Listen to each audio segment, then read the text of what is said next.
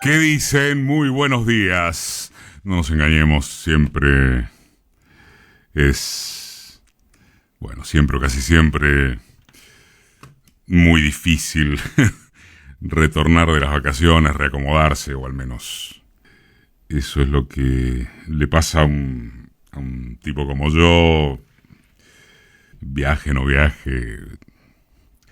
Y sin embargo, también es tan cierto que es una enorme felicidad, comodidad, placer volver sabiendo que el lugar quedó tan bien cuidado por toda la gente del equipo, y entrando al año 26 de Marca de Radio. Muchísimas gracias por la fidelidad de todos ustedes a lo largo de enero, con tanto mensaje de apoyo, con tanto aporte, que se reflejó a través de diferentes vías. De verdad, un gustazo y un agradecimiento. No se fue de vacaciones enero, si es por las pujas internas políticas,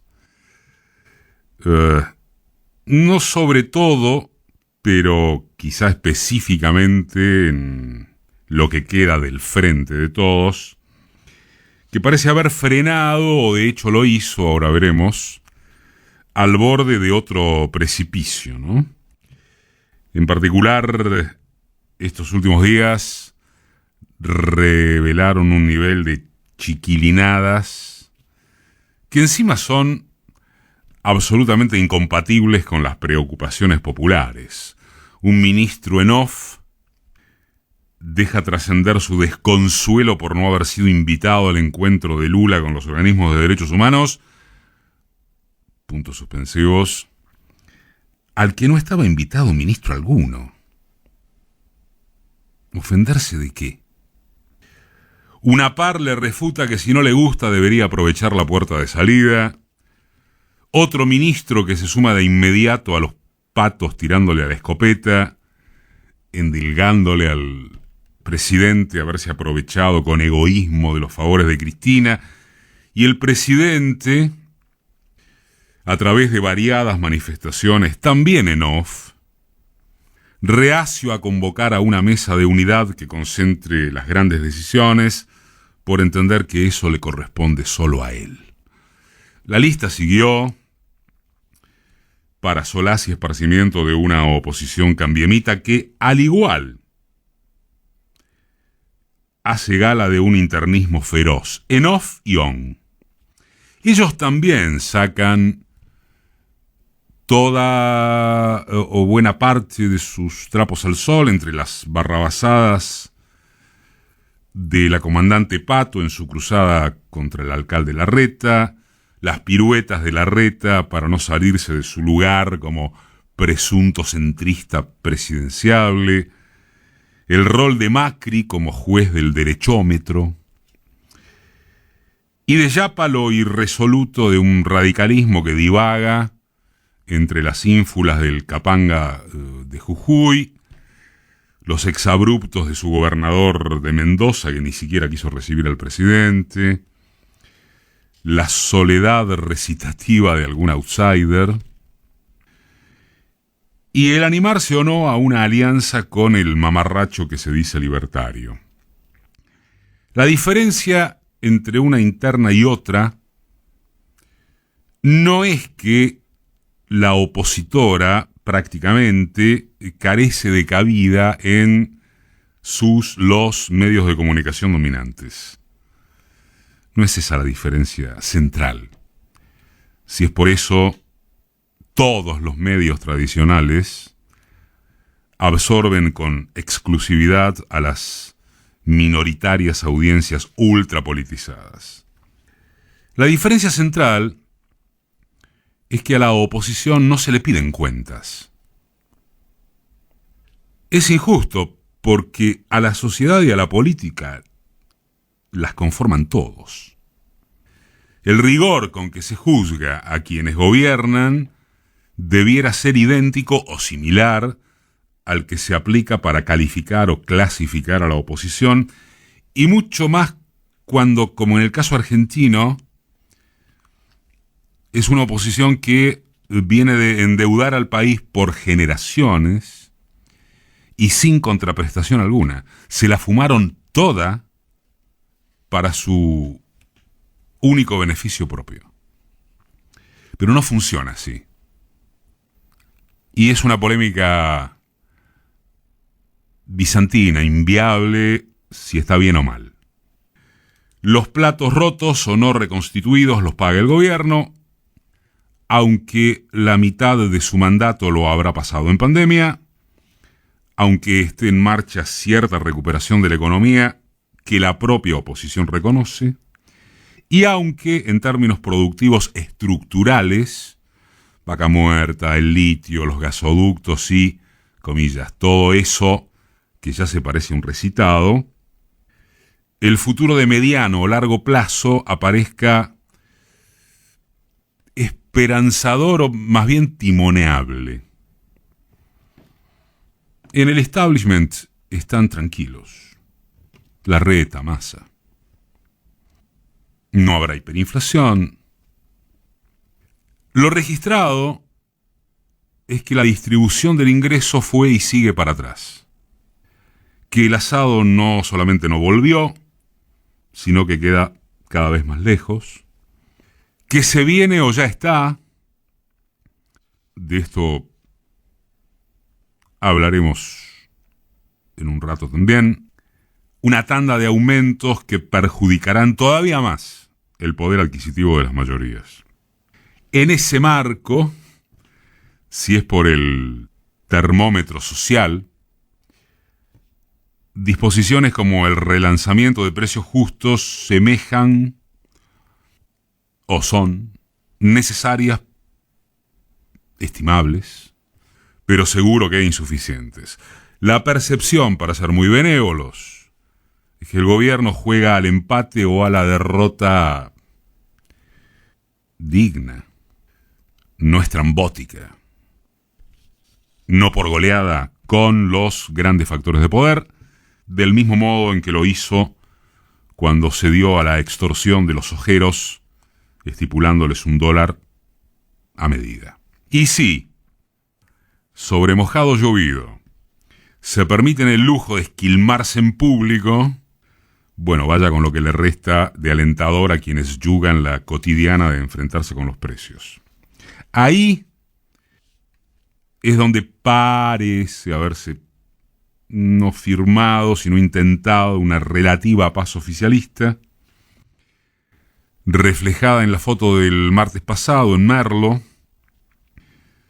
con unas 40 figuras del peronismo bonaerense y el centro ocupado por Axel Kicillof, Sergio Massa y Máximo Kirchner. Más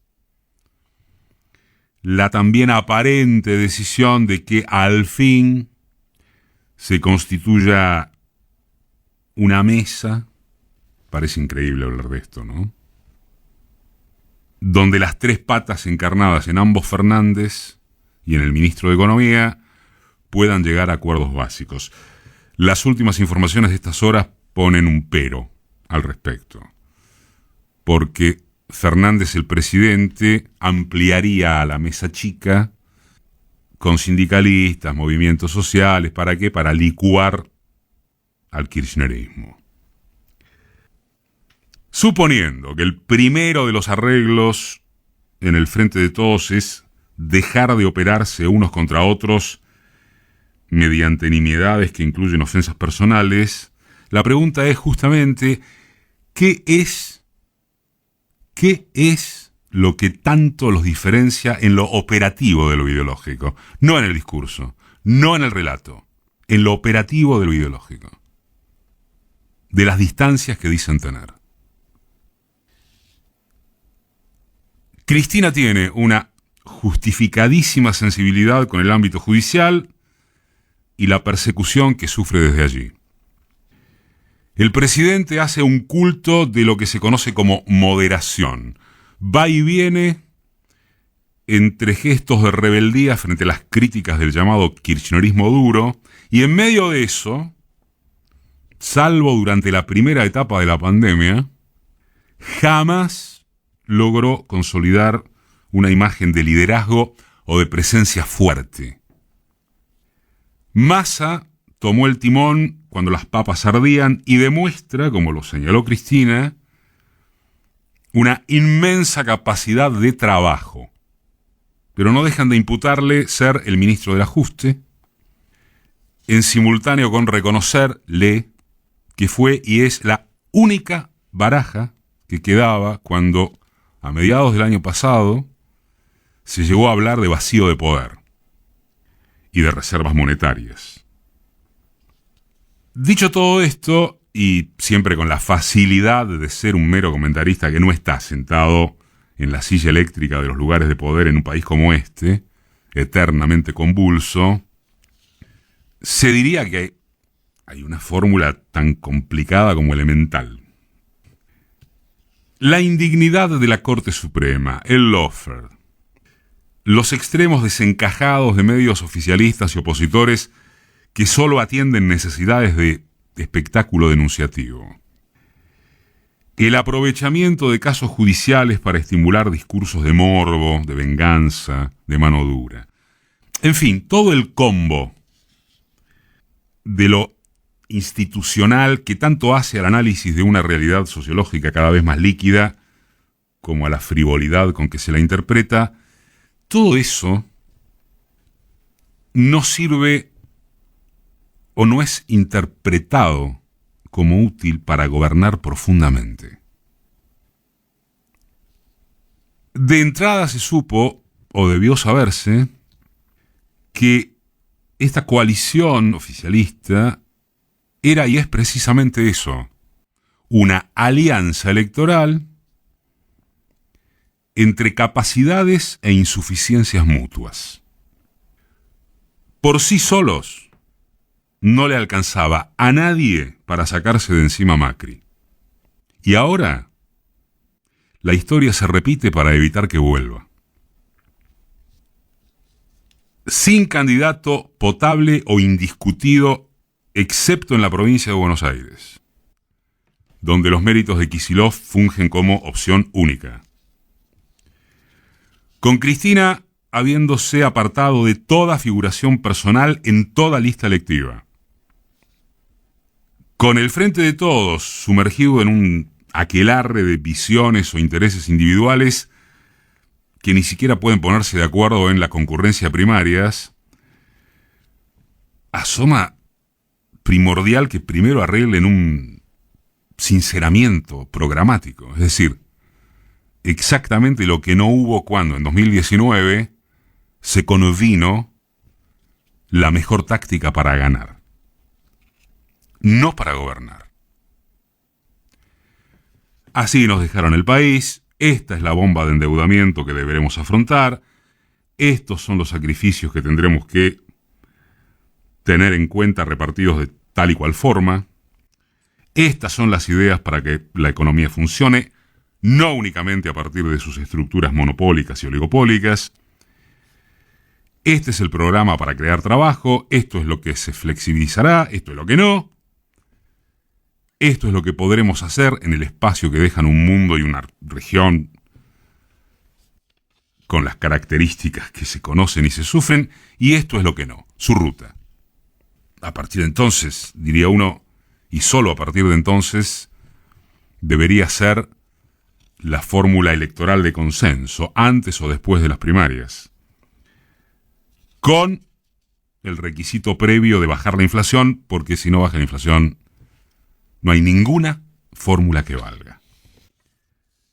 Pero, aun cuando el proceso inflacionario no fuese amortiguado, el peronismo o progresismo, da igual a esta altura el rótulo que corresponda, solo tiene la chance de marcar un programa de gobierno.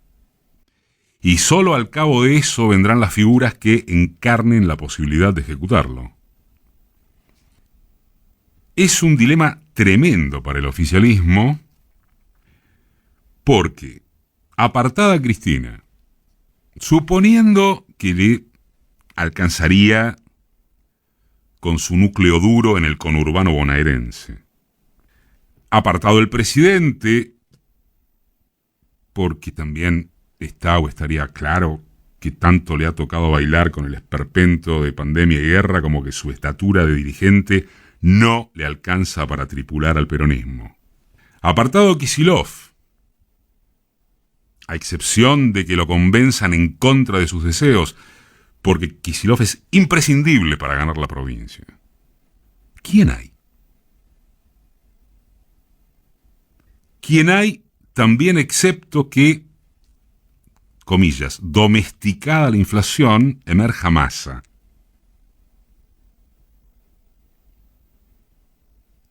Sin embargo, todo lo dramático que significa este escenario de incertidumbres no llega a convertirlo en el principal del oficialismo.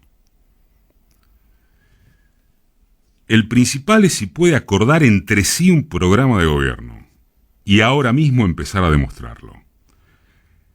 El qué antes que el quién, para que después, y como ha ocurrido, el quién no sea un drama.